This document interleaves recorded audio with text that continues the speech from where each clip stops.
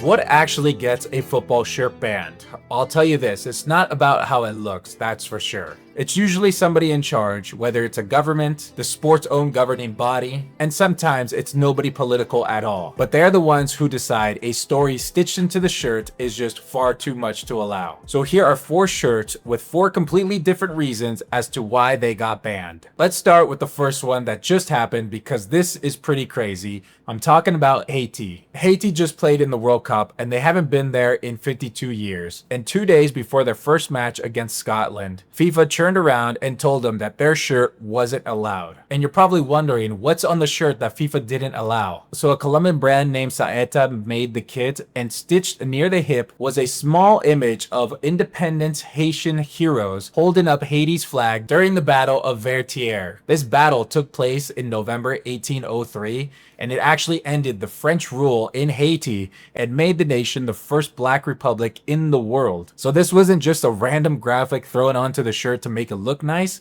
it's the reason why the country exists in the first place. However, FIFA has this rule: no political, religious, or personal messages are allowed on your shirt, and somehow this battle got filed under being too political. So 2 days before their biggest moment in Haitian football in half a century, the team had to pivot to use a different shirt if they wanted to play in the tournament. However, that original shirt design was not wasted. It didn't just disappear. You can actually see it displayed in Haiti's National Museum right now, which I think is pretty awesome. But this next one has nothing to do with politics. It's just pure chaos. Real quick, if you're looking to support your club this upcoming season, then don't settle for the first cheap replica that you see online, because those replicas will fade after a few washes, it will rip at the seams, and it'll stop looking anything like the real jersey after a few months. Instead, click on the link down below in the description and pick yourself something up authentic for this new season.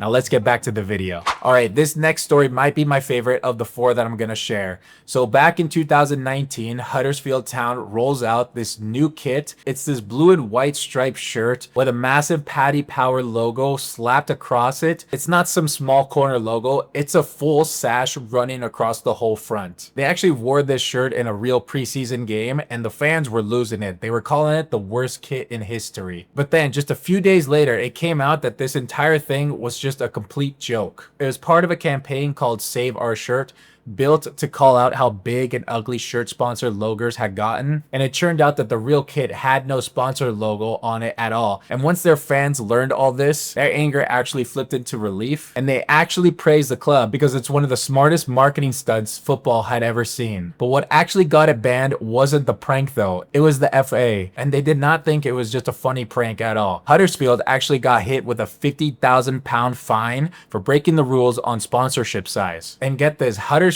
own chairman asked the referee to officially ban the kit mid-game because he knew getting banned would bring in even more publicity than the stunt already had. So this club that got its own shirt banned on purpose as a marketing move, and it all worked out for them. But this next one, a shirt that's legal in one country and banned in another. So one of the longest running sponsor deals in football history is the Carlsberg sponsor for Liverpool. But over in France, there's a law that was passed back in 1991 that bans linking alcoholic brands to sports on French TV. And the reason for this was to keep alcohol ads away from young people. So you're probably thinking, what happened when Liverpool would play French clubs? Well, during their UEFA Cup runs in the late 90s, Carlsberg's logo legally could not show up on any broadcast going out to any French audience. So Liverpool had to make separate versions of their shirt just for those matches. It was either shrinking the logo down or dropping it completely to stay legal, and Liverpool wasn't alone in this.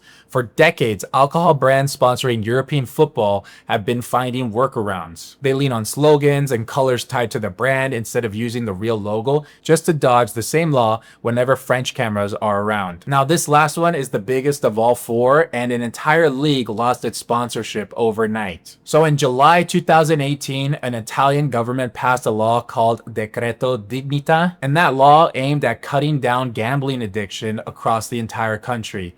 It banned gambling ads outright, including sponsorship logos on football shirts. And it did not ease in slowly. Back then, 12 out of the 20 clubs in the Serie A had a gambling company as either their main shirt sponsor or their business partner. And starting on January 2019, every single one of those logos had to come off. And the clubs that didn't comply were looking at fines up to 20% of their entire sponsorship deal's value. That's the kind of number that forces clubs to find a replacement sponsor in months, not years. League officials estimate that the Serie A lost somewhere between 80 and 100 million euros a year in sponsorship money because of this. And if that's not crazy enough, some clubs are still filling this gap today. And Italy has spent the last couple of years to loosen up on the rule and let gambling sponsors back onto their shirts. But that's how one Italian law ended up changing what an entire league of shirts could show almost overnight. So that's 4 shirts, and not one of them got banned for the same reason. A country that wanted to protect its own history and display it, a marketing stunt that probably got a little too out of hand, an alcohol law from a country that the club is not even based in, and a government cracking down on gambling ads. So it doesn't really matter how big the club is or how much history is shown on the shirt, because at any moment it can still get banned overnight. And if you enjoyed this video, go ahead and subscribe to the channel and like the video. And remember, if you want to pick up an authentic jersey for this season, then check the link down below in the description, and I'll catch you guys on the next video. See ya.